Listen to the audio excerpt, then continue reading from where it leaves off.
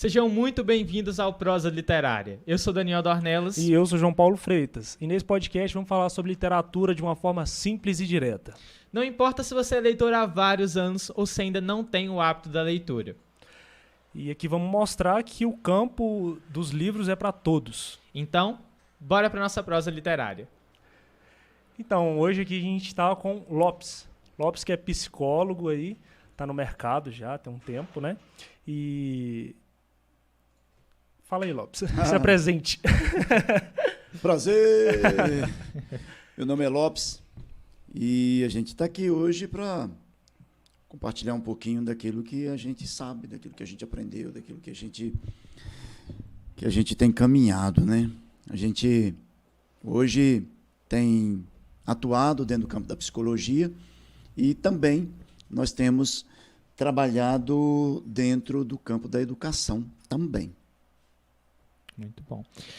Então, a gente sabe que o senhor tem formação, né, em psicologia, só quer fazer uma apresentação um pouquinho mais detalhada, com por que escolheu esse campo para trabalhar, como foi sua trajetória até a psicologia. Ah, tá. Está investindo também aí na pós-graduação. Né? Isso. O que aconteceu? Eu sou pastor. E dentro do trabalho como pastor, eu encontrei algumas demandas, algumas situações em que o meu trabalho como religioso não dava para resolver. E eu cheguei a ver algumas pessoas com alguns sofrimentos que eu não conseguia lidar com aquilo. E dentro daquela busca por tentar ajudar as pessoas, eu disse, deve ter algum caminho. E existe aquele senso comum de dizer que todo mundo tem algo de psicólogo. E eu achava que tinha. Né? Até porque a gente estava trabalhando com as pessoas e tal, aquela coisa toda.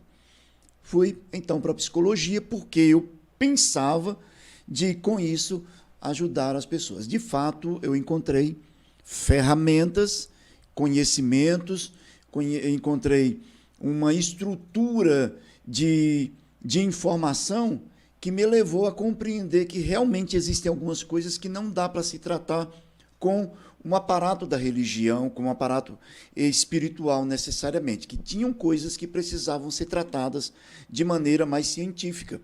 E ao encontrar-me com isso, eu também me encontrei com o outro lado da psicologia, que é poder ajudar as pessoas sem diretamente envolver essa questão religiosa, mas indo para o lado mais científico.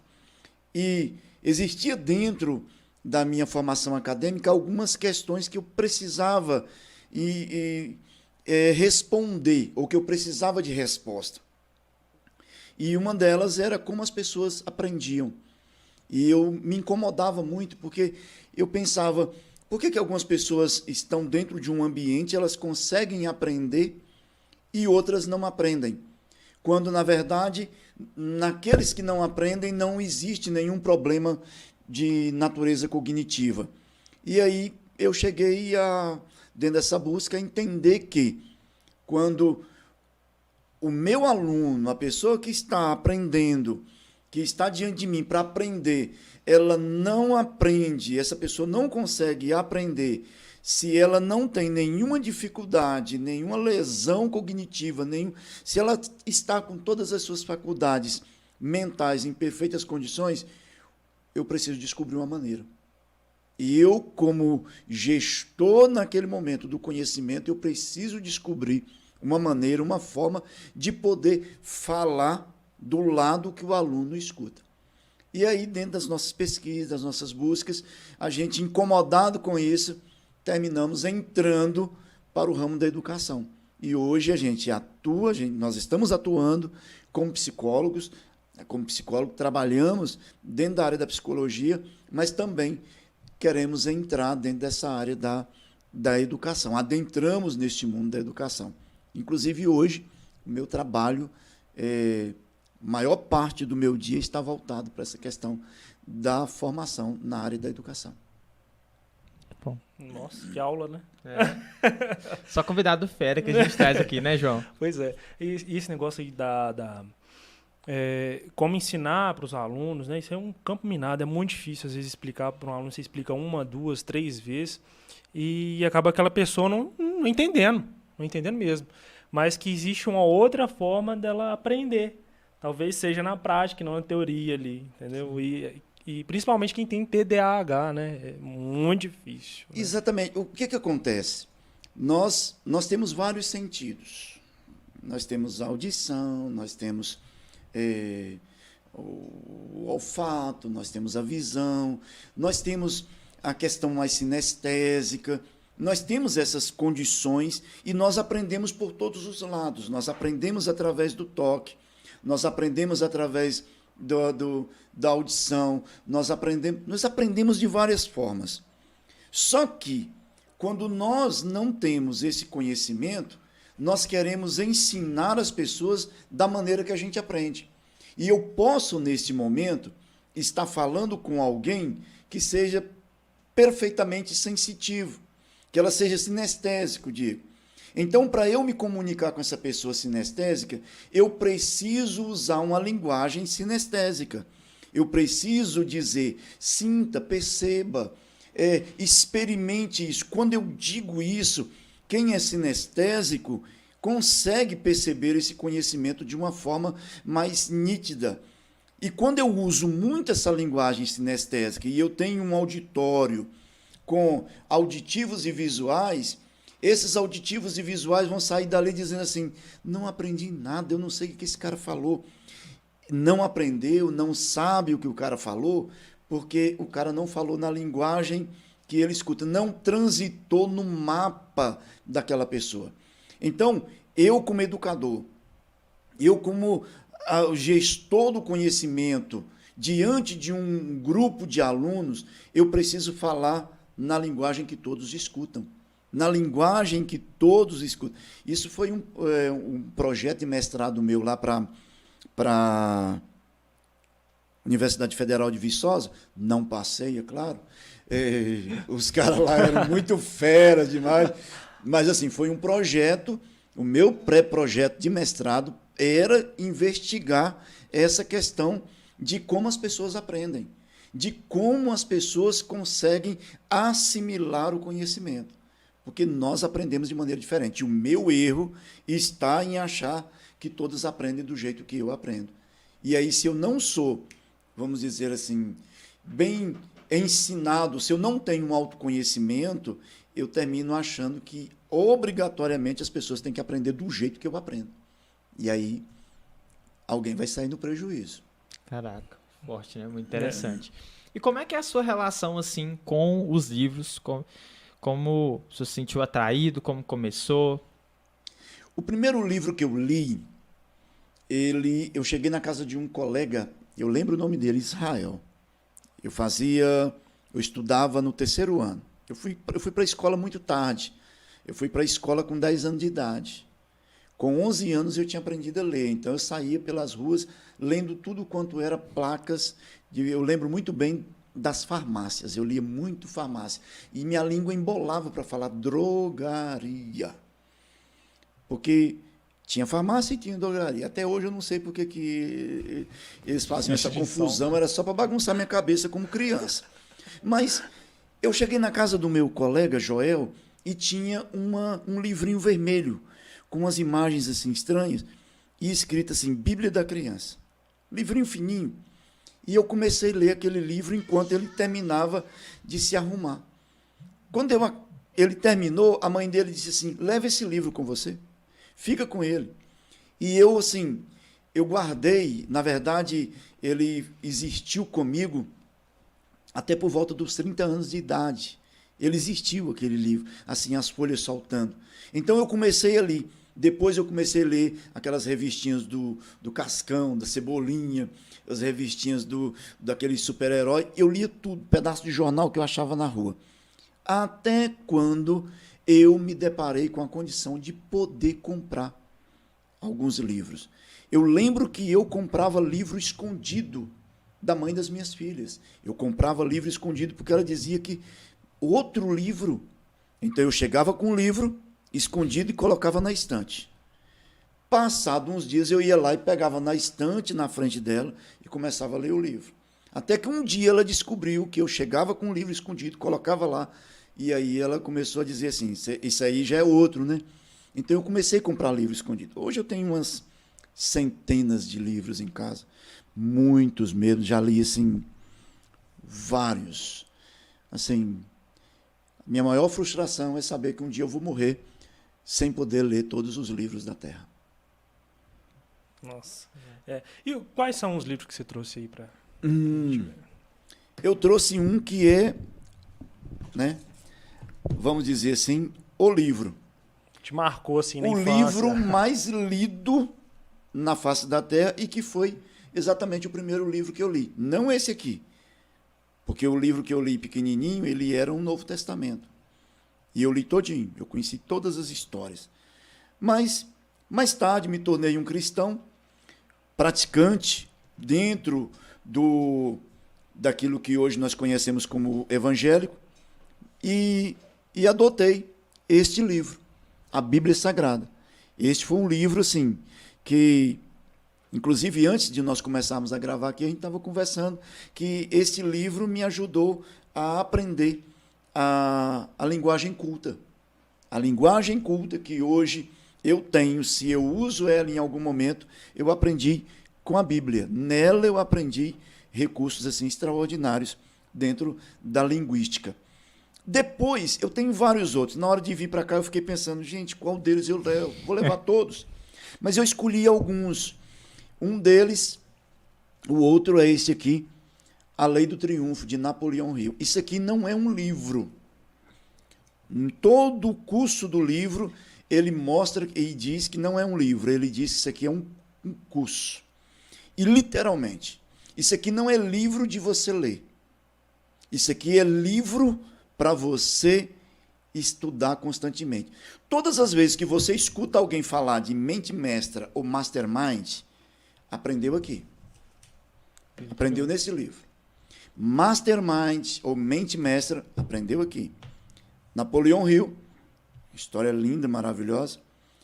Existiu um homem que um dia disse para ele assim, contou dentro de si, 60 segundos, eu quero deixar para a posteridade muito mais do que dinheiro. E eu quero saber se você está disposto a investigar o que as pessoas fazem para terem riqueza. E Napoleão Hill passou, segundo aquilo que eu aprendi, cerca de 20 anos fazendo uma investigação. E desses 20 anos ele separou 500 pessoas que tinham algo em comum. Essas pessoas faziam as mesmas coisas para serem o que eram, para serem ricas, para serem poderosas. E ele colocou tudo aqui nesse livro, A Lei do Triunfo. E assim, extraordinário. Um outro livro, isso aqui tem uma história, esse livro aqui, Os Segredos da Mente Milionária, ele tem uma história que envolve a minha mulher. A esposa que eu tenho hoje, com quem que eu achei dentro do curso da psicologia, né? Este livro aqui, quando eu conheci a minha esposa, a gente estudava... Peraí, a psicologia te deu uma esposa também? Também, rapaz. Olha só, gente. Também. Tá vendo? Fazer Eita, psicologia é curso bom, hein, poderoso, gente? viu? E linda, tá? Linda demais a minha mulher. Manda um beijo pra ela aí. Beijão, Tainá. Você queria Eu dar a conheci no ano de 2015, dentro do curso da psicologia, mas ela tinha uma aversão a mim. No mês de junho, ela fez aniversário. Naquele mesmo mês, ela, juntamente com mais 2 colegas de classe, foram para minha casa para a gente fazer um trabalho. Lá, eu peguei um desses livros, que esse livro aqui eu comprei 20 na época. Quando ele foi lançado, eu comprei 20 exemplares. Assim que eu tive contato com ele, eu comprei 20 exemplares para eu dar de presente. E eu dei um livro para ela. Só que antes de eu dar o livro, eu contei para ela o que o livro ensina, o que o livro fala, quais são as estratégias que ele usa para mudar a mente, para você ganhar dinheiro e tal. E como ela tinha uma aversão, a minha primeira coisa que ela fez foi: cadê o dinheiro que você já ganhou lendo esse livro? Ela era bruta. E eu disse para ela assim, boa pergunta, mas eu quero dizer que o fato de hoje eu estar dentro de um curso de psicologia, de eu estar me matando para estudar do jeito que eu estou, já faz parte dessa mudança mental que eu tenho para buscar um conhecimento, para a partir daqui eu galgar novos caminhos de prosperidade. Ela pegou o livro, então tá bom. E hoje eu digo para ela, você está vendo? Você faz parte da riqueza que eu aprendi naquele livro. Casei com ela, hoje ela faz parte dessa riqueza do livro O Segredo da Mente Milionária. Este aqui é um dos livros assim extraordinários. Quando eu ouço falar de alguém que prosperou, de alguém que tem algo que eu não tenho, eu quero a informação. E a melhor forma, e vamos dizer assim, mais barata que nós temos de adquirir o conhecimento de anos da vida de alguém é você ir lá e comprar o que essa pessoa escreveu. Esse livro aqui, na época que eu comprei, custou R$ 29,90. Agora você imagina, o Ike Batista colocou aqui dentro uma informação de vários anos da vida dele e que chegou na minha mão por R$ 29,90. R$ 29,90. Ou seja, tem 20, 30 anos da vida de uma pessoa vendida para mim por R$ 29,90. Então, quando eu encontro alguém que tem algo que eu sei que eu não tenho, eu preciso dessa informação. E a melhor maneira de eu achar essa informação é comprando o livro que essa pessoa escreveu. Porque naquilo que nós escrevemos, nós colocamos, não temos como fugir, nós colocamos a nossa alma. Então eu trouxe esses 4 livros aqui, talvez seja 4 daqueles que eu tenho que eu poderia citar hoje como algo assim, que poderia mudar a vida de alguém. Cara, muito interessante, né? Quando a gente faz a abertura aqui do Prosa, a gente sempre fala assim, o nosso objetivo é mostrar que o universo dos livros é para todo mundo. E às vezes, as pessoas chegam pra gente, né, João, perguntando assim, eu quero começar a ler, mas eu acho que não dá mais porque eu não tive incentivo quando eu era criança, eu quero começar a ler, mas eu acho que não tem como porque já passei da idade. E o senhor mostra pra gente o contrário, né? Teve uma alfabetização tardia, relativamente tardia, gostou muito daquilo ali, gostou muito da possibilidade de ter o poder de saber ler as palavras, né? Comentou com a gente que gostava de ler tudo que via ali pela rua e não largou mais, né? E é uma prova de que a possibilidade de ler, o hábito da leitura foi guiando a sua vida, guiando seus caminhos e transformou a sua vida de alguma forma. Isso é muito interessante para a gente assim, poder trazer um convidado tão múltiplo, né? tão plural para a nossa seleção aqui do podcast. A pergunta que eu quero te fazer agora é relacionada à psicologia. O senhor é pastor, é psicólogo e escritor. Eu queria saber do senhor o seguinte, existe uma psicologia laica? Assim, é possível fazer uma psicologia sem ter uma interferência religiosa? Eu acho que vai depender muito do indivíduo e talvez dos objetivos que cada um tenha. Porque o que acontece? Você não, embora você viva uma vida em que represente papéis, mas os papéis eles sempre se entrelaçam. Eles sempre estão ali juntos. Se você vê vou falar de um filme agora, vê aquele filme Fragmentado, onde o cara tem lá 23 personalidades que se manifestam nele, se eu não estou enganado, mas todas elas se entrelaçam, elas estão uma com a outra. Eu ocupo o papel de pai, eu ocupo o papel de esposo, eu ocupo o papel de educador, de orientador educacional, eu ocupo o papel de pastor, mas eu como pastor eu sou orientador, como orientador eu preciso ter um coração de pastor, como psicólogo eu preciso estar ali e tomar cuidado para não deixar interferir, não a questão religiosa, mas a minha personalidade. E aí é o que é ensinado muito bem dentro da psicologia é que o psicólogo ou a psicóloga, o profissional da psicologia, ele não pode deixar de ser alguém que frequente um espaço terapêutico. Ele precisa estar dentro de um espaço terapêutico para que ele não se misture com o outro. Porque é possível que alguém venha e, diante do psicólogo, se sente ele mesmo. Ele mesmo esteja sentado diante de si, porque ele vai olhar e vai ver que o problema do outro é o dele. E nesse momento, se ele não tiver tratado dentro do espaço terapêutico também, independente dele ser pastor, independente dele ser o que for, ele vai se misturar com o paciente. Então, assim, é necessário que o profissional da psicologia seja tratado para que ele não se misture. Porque se ele não for tratado, ele vai misturar a religião. Ele vai misturar aquilo que ele tem. Ele vai ver uma situação, por exemplo, de pedofilia. Ele vai se encontrar com um pedófilo e ele vai imaginar na filhinha dele que ele tem lá em casa. Ele vai pensar na filhinha dele. Então, ele precisa, naquele momento, ser tratado, porque senão o psicólogo sai e fica o pai. E se entrar no lugar do profissional da psicologia, o pai e não o psicólogo, o processo terapêutico daquele que está sendo tratado vai ficar comprometido. Eu usei a questão do pedófilo porque geralmente é algo que nos dói mais, é algo que nos instiga, mas existem outras situações, existem outras coisas. Uma mulher traída que chega num espaço terapêutico de uma psicóloga que também passou por um processo de traição, mas se ela não foi tratada, vai chorar as duas.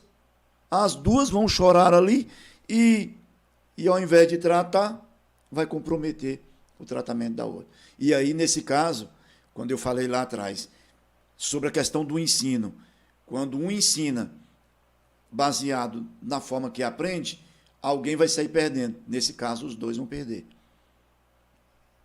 O paciente e o profissional. É uma forma de cuidar de quem cuida, né? Uhum. Por isso que eles falam, né? Cada psicólogo tem que ter um psicólogo para ele. É preciso. Importa. Importante. Eu estava pensando aqui sobre como que a nossa juventude agora tem vivido, né? Com relação à tecnologia, ao mundo digital aí. Essa garotada que fica só nas redes sociais, elas vivem o mundo a par do que é, entendeu? Só fica na internet o tempo todo contando view, o tempo todo contando curtida, ele vive aquilo ali. O mundo dele é aquilo ali. O que aquilo pode causar? Qual que é os cárceres da mente que aquilo pode despertar naquela criança? Nós entramos num caminho sem volta. Se eu venho de um lugar em que a gente tinha brincadeiras, eu venho de um lugar e de um tempo, diga-se de passagem, eu venho de um lugar e de um tempo em que as brincadeiras, elas eram diferentes dessas de hoje, as diversões eram diferentes dessas de hoje, mas elas eram um absurdo para aqueles que eram da idade que eu sou hoje. Aqueles que tinham, na minha época de criança, a idade que eu tenho hoje, o que eu fazia era um absurdo para eles. Hoje, nós estamos em um tempo em que nós olhamos para uma população jovem em um caminho que nós achamos absurdo. E aqui, meus caros, nós nos deparamos com uma situação em que a psicologia faz um questionamento. Por que nós questionamos isso e por que algumas pessoas se condoem tanto em relação a isso? E a psicologia, ela ensina o seguinte, ou eu já vi professores dizendo assim, desconfie daquilo que você desconfia.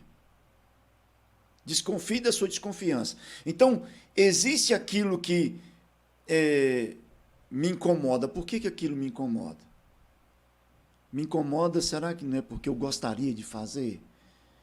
Me incomoda, não é? Será que porque eu não tive e agora eu vejo outros tendo e isso de alguma forma me dói? Então nós entramos hoje num caminho sem volta, que é essa galera. Agora, nós precisamos, como, vamos dizer assim, gestores da moral, dos bons costumes nossos hoje, direcionar isso de modo a aproveitar esse ambiente. O ambiente que essa galera está é um ambiente extraordinariamente, como eu diria, fértil para você inserir informação, inserir conhecimento. Agora, como é que nós vamos fazer isso? Você sabe por que a educação hoje, dentro dessa questão das tecnologias, até mesmo na utilização de fóruns, na utilização de redes sociais, tem fracassado? Porque tem se pensado em levar para esse meio a mesma coisa que se faz no meio presencial. E lá no meio presencial, no meio digital, não dá para a gente usar o giz. No meio digital, não dá para você continuar escrevendo numa lousa. O meio digital, você pode aparecer ali, mas existem outras ferramentas que você utiliza ali para fazer com que a coisa funcione. Você pode, inclusive, vai no Facebook, na página tal, e você vai conferir ali aquela informação de fulano de tal. Pega aquilo de lá e faz um texto lá num fórum, compartilha lá, vem lá, participa de uma forma colaborativa, lá todo mundo vai lá e monta. Não se instiga a criatividade. Você sabe o que eu vejo hoje com essa galera que está dentro das redes sociais? Eu vejo elas apontando um caminho para onde... Sabe aquilo que eu falei lá no começo? De que as pessoas aprendem de lados diferentes, de caminhos diferentes, elas estão apontando o lado que elas escutam. Elas estão apontando o lado que elas conseguem aprender. E compete a nós, gestores do conhecimento, aproveitar-se disso. Existem pessoas, existem os design instrucionais que eles estão trabalhando no sentido de aproveitar exatamente isso. E eles trabalham desenhando toda uma estrutura de aprendizagem baseado naquilo que está ao nosso alcance, inclusive dessa galerinha. Por que aqui agora vai uma crítica. Por que essa forma do indivíduo pegar um PET lá na escola, levar para casa, responder e levar de volta para a escola? Por que isso é desestimulante? O menino vai com a mãe lá buscar, eu vi isso. O menino vai com a mãe lá buscar com os braços caídos assim, e quando volta, diz, leva, mãe.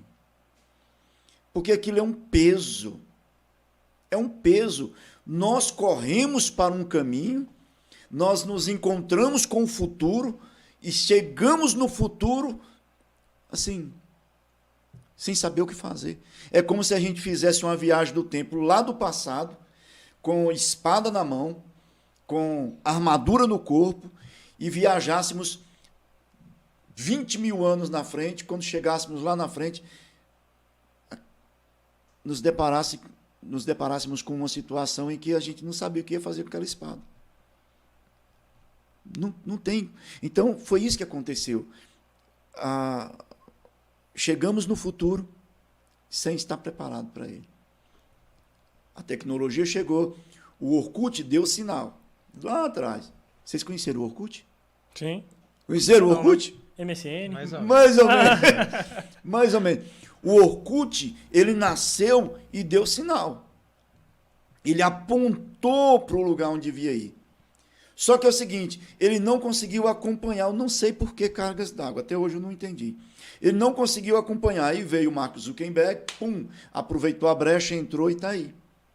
E à medida em que ele vai adentrando, ele vai percebendo como é que as coisas funcionam, ele vai jogando lá todas as suas observações, vai, sabe, usando todo o BI, que eu tenho certeza que ele tem um BI forte demais, que é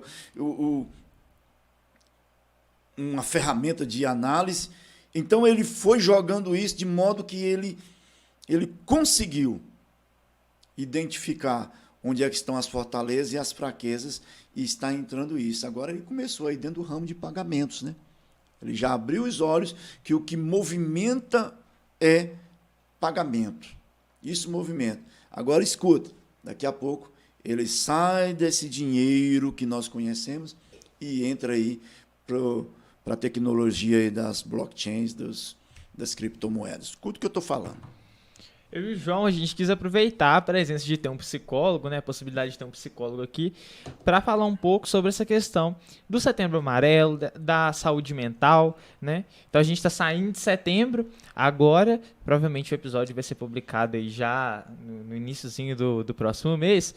A gente queria saber, assim, do senhor, se há na literatura um caminho, assim, para as pessoas que estão com a saúde mental abalada, uma forma ali delas fortalecerem isso, como elas devem procurar ajuda, né? Também, que isso é importante, então a orientação profissional. Se você puder falar um pouquinho disso pra gente, né, João? E é um assunto que tem que ser debatido todo o ano, todos os meses, e que acaba as pessoas não falando sobre o suicídio, sobre as pessoas que têm... não vou colocar problemas mentais, não. Eu não sei nem conversar à frente de um psicólogo, tranquilo, cara. Mas é isso. Como de que forma a literatura pode ajudar essas... Quando nós falamos na literatura, a primeira coisa, principalmente dentro desse contexto, a primeira coisa que a gente pensa é o seguinte: será que ler vai fazer bem? Sim e não. Porque leitura é introspecção. Você não consegue fazer uma leitura sem mergulhar para dentro de si. Se você faz uma leitura sem mergulhar, sem fazer esse processo de introspecção, você não conseguiu ler. A gente estava falando sobre o livro de Machado de Assis. Aquele livro Alienista, eu vi o cara entrando dentro do hospício, trancando a porta e jogando a chave fora. Eu vi, eu estava lá. Eu fiz a introspecção de modo que eu vi isso acontecendo. Eu estava lá. Então, quando você vai fazer determinadas leituras, o indivíduo que está dentro de um processo depressivo, ou de, eu não diria talvez nem depressivo, mas com pensamentos assim de desvalia, se ele começar a ler uma leitura, fazer uma leitura de uma literatura, por exemplo, que coloca muito a questão para cima, ele vai se sentir mais inferiorizado. Porque ele vai pensar, tá vendo? Todo mundo tem alegria, até o monstro do livro que eu estou lendo, ele é feliz. Até esse monstro aqui, olha só, até o esqueleto do He-Man ri. E eu não. O esqueleto do He-Man sofre uma derrota e sai dizendo, eu voltarei. E eu não consigo. Se ele fizer a leitura de algo triste, ele vai dizer, tá vendo? Não existe beleza no mundo, é tudo triste. Então, a melhor forma de se tratar a questão que envolve a saúde mental, principalmente relacionada a este assunto, é com o outro. É com o outro. Porque a psicologia, ela tem ferramentas que consegue pegar o que o indivíduo fala, devolver para ele de uma forma que ele vai conseguir assimilar de modo que aquilo possa servir de remédio para si. Porque tudo que eu falo diante de um psicólogo, o psicólogo ele não me devolve na mesma hora. Ele procura um momento adequado para me devolver aquilo que eu coloquei. Ele não sai questionando, ele não sai batendo, ele não sai indo contra. O indivíduo, inclusive já existe até meme acerca disso, o indivíduo paga um psicólogo para chegar lá e apanhar de si mesmo. Porque quando ele chega lá, ele começa a perceber que todos os problemas, inclusive que os outros lhe causam, ele é responsável. E quando você está diante de um profissional que pega essa informação dada pelo paciente e devolve para o paciente de maneira que o paciente consegue assimilar de modo homeopático, há um desenvolvimento. E outra, o paciente ele chega diante do psicólogo, nem sempre ele quer falar. É uma necessidade, mas ele não quer falar. É preciso para haver a cura, ele jogar para fora. E quem é que vai conseguir tirar essas palavras dele? É o psicólogo. Mas se ele não falar de jeito nenhum, o psicólogo vai continuar tirando palavras do silêncio e devolvendo para o paciente. Existem algumas formas de psicoterapia, algumas vertentes ou alguns referenciais teóricos, alguns caminhos teóricos que os profissionais se valem disso. E de acordo com a necessidade de cada um, esses profissionais se colocam dentro do processo para que o sujeito, ou o cliente, ou a pessoa, o indivíduo, eu usei aqui várias nomenclaturas que são usadas exatamente por esses referenciais teóricos. O profissional coloca para ele e esta pessoa ou essa pessoa vai de alguma forma, assimilando. E à medida em que o profissional identifica esse processo de assimilação, ele vai aumentando a dose. Porque, gente, o que nós hoje mais precisamos é de alguém que nos escute. Nem que seja o nosso silêncio. De alguém que nos escute. Eu conheço um pastor que é psicólogo, e que um dia ele foi visitar uma mulher. E essa mulher, ele foi levada lá na casa dela porque essa mulher estava depressiva. Ela não queria conversar. E ela estava adentrando num caminho assim, de muita dificuldade e preocupação da família. Então levaram ele lá. Vamos levar o pastor fulano lá. Ele é lá do Piauí, mas hoje ele é pastor em Londrina, no Paraná. Levaram-no lá. Quando ele chegou lá, ele sentou-se perto da mulher e a mulher sentou-se do outro lado e ficaram os dois em silêncio total. Em total silêncio. Ficaram ali. E o silêncio do pastor e psicólogo foi tão grande que incomodou aquela mulher.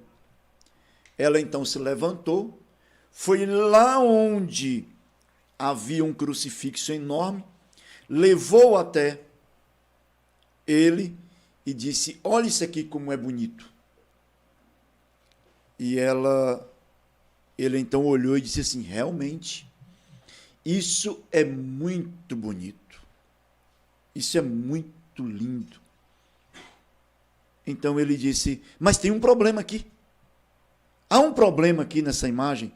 E ela disse assim: que problema? Ele instigou nela.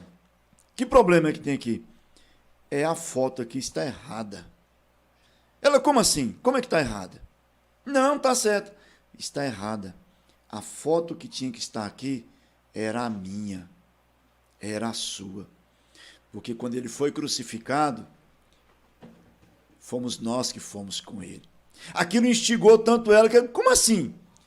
e sentou e foram conversar. Quando eles levantaram dali, saiu um homem para casa e ficou uma mulher de pé. Porque ele não chegou como a sua religião e já foi lá, levante-se, não sei o que e tal. Ele chegou e usou aquilo que eu falei lá no começo. Usou de um conhecimento científico para poder tratar de uma área em que a pessoa não estava para ser tratada com religião, mas sim com uma questão mais voltada para a mente. Então, assim, as pessoas precisam ser escutadas, elas precisam ser ouvidas.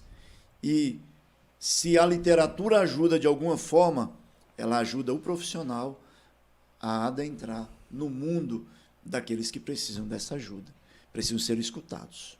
Interessantíssimo falar isso, porque a gente está acostumado, às vezes você vai pegar a lista de mais vendidos da Veja, Publish News, tá cheio lá de livro de autoajuda, né? Eu acho que a gente passou da fase assim, acho que já chega de autoajuda, a gente está precisando mesmo do outro ajuda.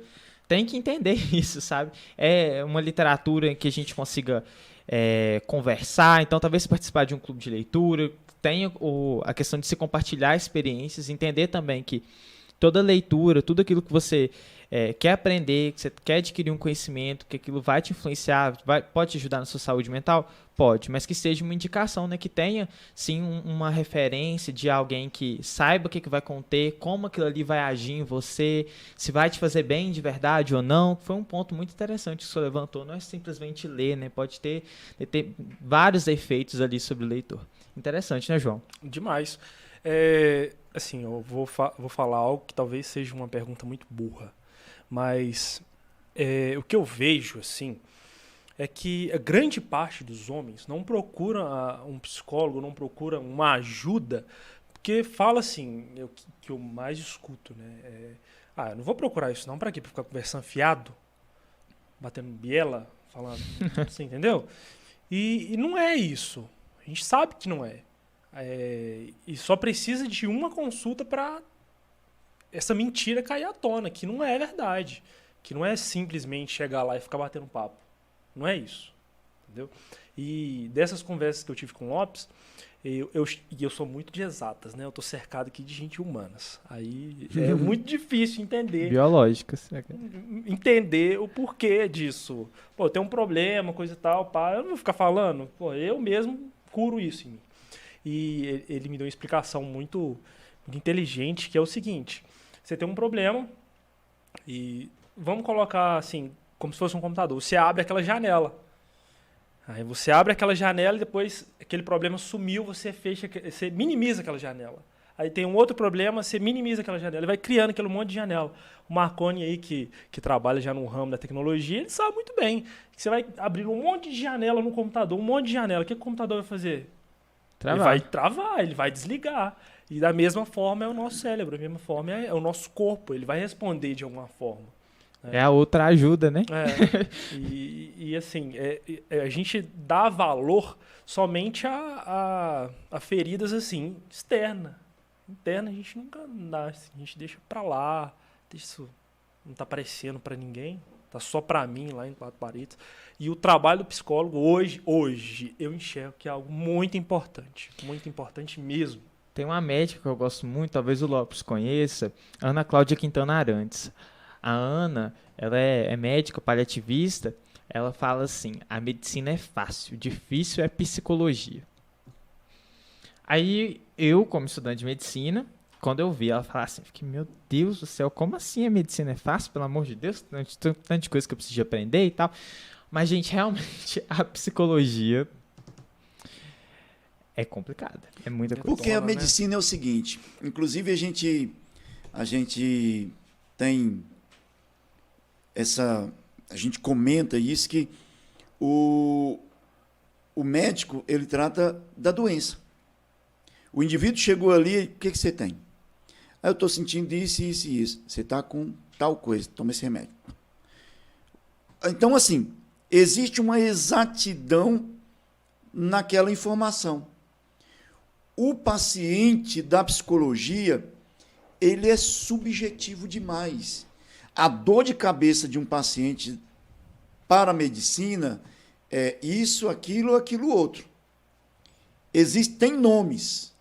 A dor de cabeça mental de um paciente da psicologia, cada um é diferente. Nenhum é igual. A depressão que alguém traz para o médico psiquiatra, existe uma forma de tratar com esse remédio, outra forma de tratar com o antagonista, com o agonista, seja com esse nível de serotonina, esse nível de dopamina e tal. Vai lá. O psicólogo, o indivíduo que chega ali com um problema, já sentou paciente comigo, dizendo que estava com depressão, e no final não era depressão. Depois de um processo terapêutico, eu perguntei, você lembra do primeiro dia que você chegou? Você tinha depressão? Ela disse, não. Então, a depressão de um pode não ser a mesma. Na verdade, não é a da outra pessoa. São coisas diferentes. O que desencadeou a janela que foi aberta lá pode ser, sei lá, do Word, o outro abriu o Excel, o outro já abriu PowerPoint, o outro, sei lá, são várias janelas diferentes. Mas isso que o João falou sobre a questão das janelas, eu aprendi com um psiquiatra e psicanalista, Augusto Jorge Cury. Ele disse que você tem... Eu comprei um livro dele, inclusive é um livro assim, louco demais, que eu não consegui ler. Para eu ler aquele livro, para eu ler a teoria da inteligência multifocal, eu precisei ler os livros que ele escreveu para o público comum. Eu tive que ler todos os outros para eu entender a teoria da inteligência multifocal. Ele diz que nós temos janelas killers, janelas assassinas, que se manifestam dentro de um foco de tensão. E ele ensina que quando você está fora do foco de tensão, você tem que abrir janelas lights, janelas de luz, para que quando você esteja dentro de um foco de tensão, você abra aquelas janelas e elas te salvem. Você se socorra ali. O que acontece dentro de uma caminhada normal nossa? Nós temos alguns dispositivos que a gente chama de mecanismo de defesa. Um deles, resistência, o outro é fuga. Nós sempre fugimos daquilo que nos incomoda, daquilo que nos causa dor. Fugimos de qualquer coisa que nos causa dor. E se aquela coisa que nos causa dor for o resultado de uma experiência traumática, se nós soubermos que está ali, nós passamos a 300 quilômetros de distância, porque nós queremos fugir. Então, por que a gente foge do espaço terapêutico? Por que a gente foge de uma psicoterapia? Porque a gente vai se encontrar com aquilo que nos causa dor. Agora, quando nós abrimos janelas lights para nos socorrer no momento das janelas killers, nós estamos utilizando dos mecanismos de defesa. Ou seja, nós fugimos dessa para outra. Ou seja, nós usamos aquilo que as pessoas têm, aquilo que nós mesmos temos como ferramenta para conseguir sair do lugar onde nós estamos.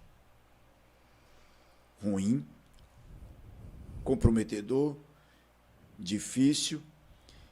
O psicólogo ele não trabalha com nada seu, ele trabalha com o que o paciente leva.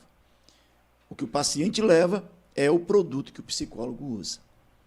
E é muito bom.